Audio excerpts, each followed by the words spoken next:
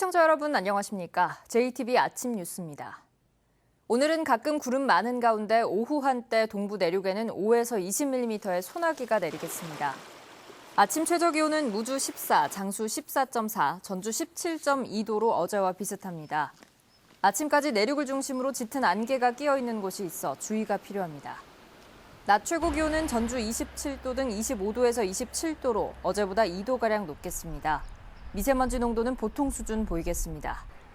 비가 그친 뒤 당분간 대체로 맑겠고 주 후반에는 낮 기온이 29도까지 오르는 등 더운 날씨가 이어지겠습니다.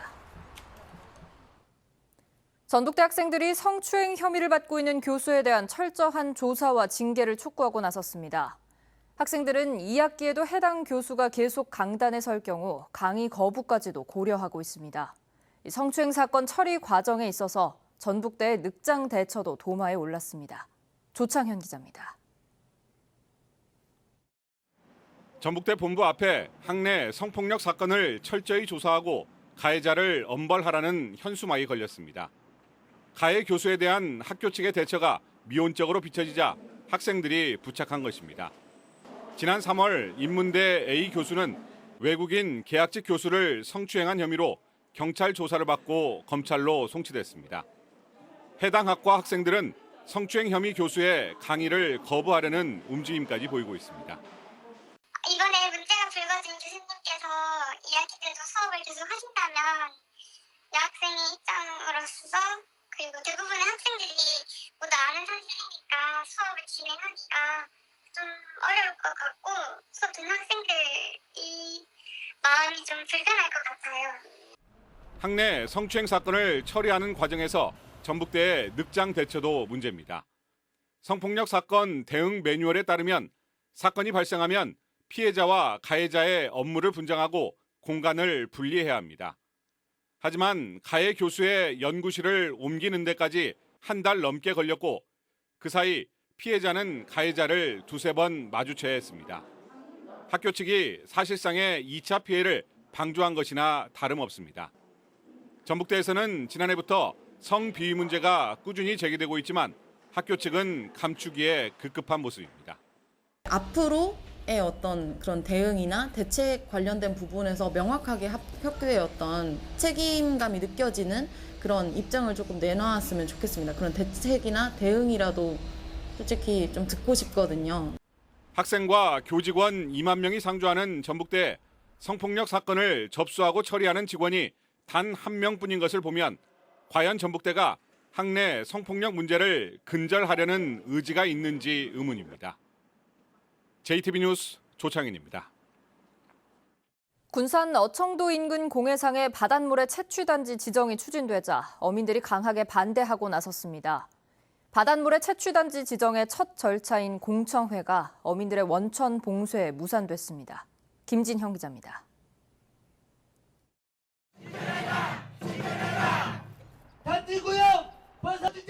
생업을 제쳐놓고 나온 어민들이 한자리에 모였습니다. 골재업체들이 어청도 인근 공해상에 바닷모래 채취단지 지정을 위해 공청회를 추진하자 결사 반대를 외칩니다. 2004년부터 지난해까지 이어진 골재 채취로 서울 남산의 1.5배 면적인 6,200만 제곱미터가 사라지면서 생태계가 파괴됐는데 채취 기간이 만료된 지 5달 만에 인근에 또다시 허가가 나면 어장 황폐하는 불을 보듯 뻔하다는 주장입니다. 바다가 모래가 없어지면 물고기가 없어지고 그 물고기를 잡는 어민들은 생계가 망하게 됩니다. 그래서 저희는 반대를 하고 집회를 마친 어민들은 공청회장을 온천 봉쇄하며 공청회 철회를 촉구하고 나섰습니다. 골재업체는 어민들의 강한 반발에 결국 공청회 연기를 결정했습니다. 골재업체들은 전문가 영역 결과 바다 환경에 미치는 영향이 크지 않다며 자신들의 생존권이 달린 만큼 골재단지 지정을 위한 공청회를 조만간 다시 열기로 했습니다. 여기서 중단을 할 수는 없습니다. 그래서 이제 한 번 더 준비하고 그래도 만약에 안 됐을 경우에는 이해 당사자분들하고 직접 협의를 하는 쪽으로 그렇게 추진을 한번 해볼까 합니다. 바닷모래 채취 허가는 해수부의 의견 제시를 거쳐 국토부가 최종적으로 결정하게 됩니다. 그러나 어민들은 바닷모래 채취 단지 지정의 첫 절차인 공청회부터 철저히 막겠다는 방침이어서 갈등이 더욱 깊어질 전망입니다. JTB 뉴스 김진영입니다. 여야 대립 속에 국회가 벌써 50일째 공전을 이어가고 있습니다. 국립공공의료대 설립 등 전북 현안과 관련한 법안은 물론 미세먼지 대책 등을 담은 추경안까지 기약 없이 미뤄지고 있습니다. 보도에 하원호 기자입니다. 폐교된 서남대를 대신해 남원에 들어설 예정인 국립공공의료대학. 개교 목표는 2022년 3월입니다. 하지만 대학 설립 근거를 담은 법안이 벌써 9개월째 국회를 통과하지 못하면서 개교가 미뤄질 수도 있는 상황입니다. 법률이 지금 제정이 진행 중에 있어서 결론이 난 게 지금 없어서 근거가 되는 그런 게 지금 없어서 한국탄소산업진흥원을 전주에 설립하기 위한 탄소소재법, 전남에만 지원되고 있는 영광 원전 관련 지역자원 시설세를 전북에 배분하기 위한 지방세법 등도 국회에서 계속 낮잠을 자고 있습니다. 이뿐만이 아니라 정부 추경안까지 처리되지 않으면서 시급한 지역 현안이 기약 없이 미뤄지고 있습니다. 정부 추경안에 반영된 전북 관련 예산은 수소차와 수소 충전소 보급 90억 원, 새만금 신항만 건설 243억 원, 희망근로 지원 사업 80억 원 등 931억 원에 이릅니다. 불가피 하반기 추진이 안 되게 되면 특히 이제 군산 어려움을 겪고 있는 군산 지역에 상당히 어려움이 있을 것으로 좀 보고 있고요. 특히 이제 미세먼지 부분도 국회 파행에 대한 비판이 커지고 있지만 여야가 책임 공방만 주고받고 있어서 6월 국회도 물 건너가고 지역 현안은 계속 한 발짝도 나아가지 못할 것으로 우려되고 있습니다. JTB 뉴스 하원호입니다. 이른바 PK러쉬, 전북 패싱 논란을 놓고 민주당과 평화당이 날선 공방을 이어가고 있습니다. 금융중심지와 공공기관 이전에서 정부와 여당이 부산 경남 지역만 중시하고 전라북도는 홀대한다는 뜻인데요. 총선을 앞두고 정치권 최대 이슈가 될 것으로 보입니다. 이승환 기자의 보도입니다. 민주당의 안호영 도당위원장은 평화당이 제기한 이른바 PK러쉬 전북 패싱은 사실을 왜곡한 것이라고 잘라 말했습니다. 중앙당이 총선에 앞서 권역별로 현안을 듣고 있는데 이걸 부산 경남에 공공기관을 이전하려는 걸로 몰아갔다는 겁니다.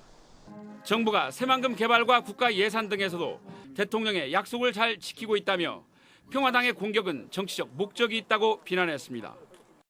아무래도 내년 이제 총선을 염두에 두고 어떤 그 전북 도민들의 지역 감정들, 지역 정서들을 자극을 해서 이익을 보려고 하는 그런 생각 때문에 한다고 보는데 평화당은 민주당이 심상치 않은 부산 경남 민심을 의식해 여론조사를 한 뒤 당 대표와 원내대표까지 나서 PK 의원들과 총선 대책을 논의했다고 반박했습니다.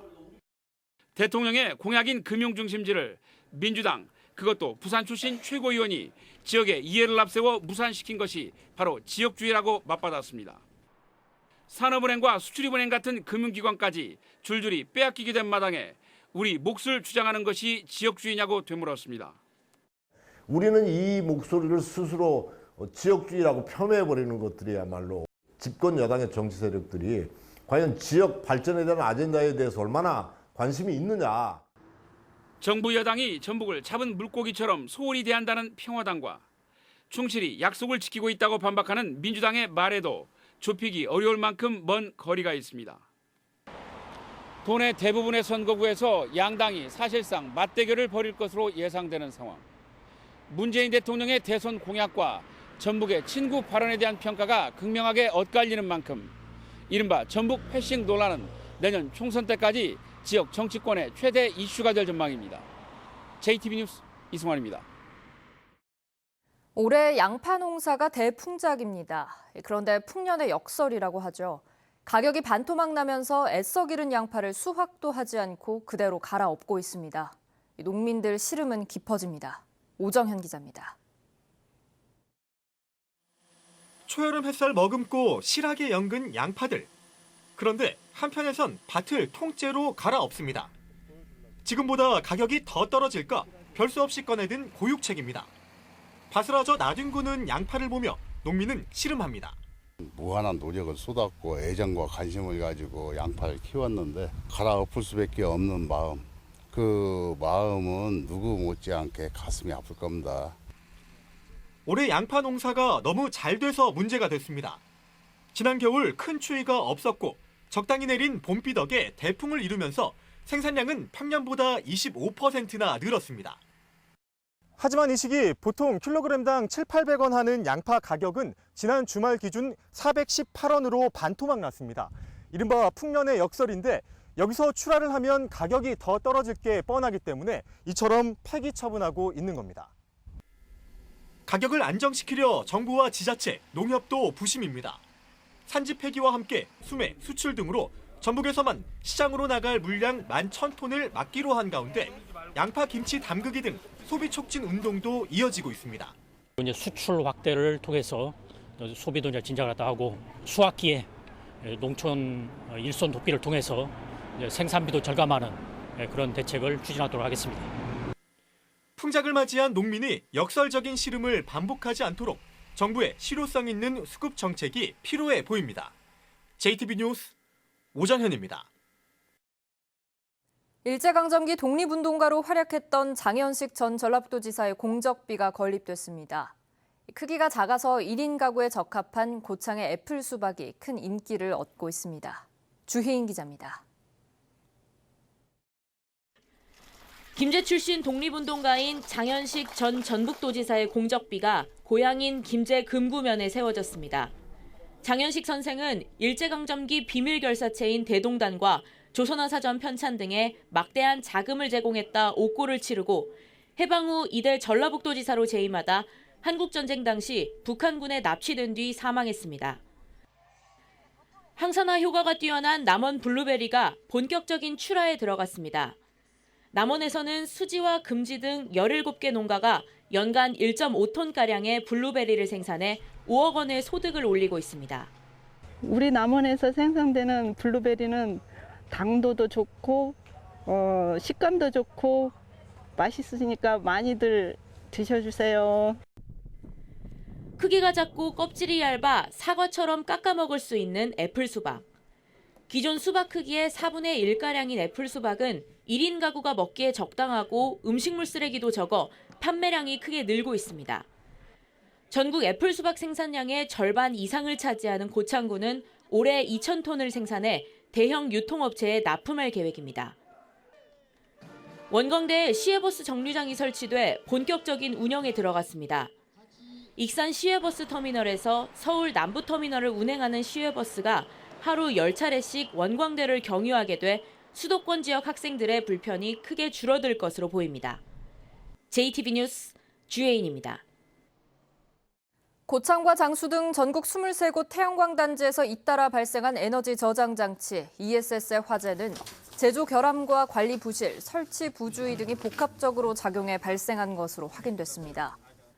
산업통상자원부는 민관 합동 ESS 화재 사고 원인조사위원회가 지난 5개월 동안 조사한 결과 화재 원인이 이같이 나타났다고 밝혔습니다. 산업통상자원부는 이번 사태를 계기로 ESS 연구개발에 대한 지원을 강화하고 화재 안전성을 갖춰나가겠다고 덧붙였습니다. 전북에도 유독가스 중독 환자 치료를 위한 고압 산소 치료기가 설치됩니다. 전라북도는 고압 산소 치료기 설치비 지원을 신청한 6개 병원 가운데 원광대병원과 전주대자인병원에 설치비의 절반을 지원하기로 했습니다. 원대병원에는 10인용, 대자인병원에는 1인용의 고압 산소 치료기가 설치됩니다. 전주의 시내버스 요금을 최대 30% 할인받을 수 있는 알뜰 교통카드가 발급됩니다. 전주시는 시민 선착순 2,000명을 대상으로 카드사에서 10% 할인, 전주시가 추가로 20%를 할인하는 알뜰 교통카드를 발급한다고 밝혔습니다. 다만 카드사 10% 할인을 받으려면 전월 실적이 30만 원을 넘어야 하고 전주시의 20% 마일리지 할인을 받으려면 월 11회 이상 버스를 타야 합니다. 카드는 인터넷에서 알뜰 교통카드를 검색한 뒤 신청할 수 있습니다. JTB 아침 뉴스를 마칩니다. 시청해주신 여러분 고맙습니다.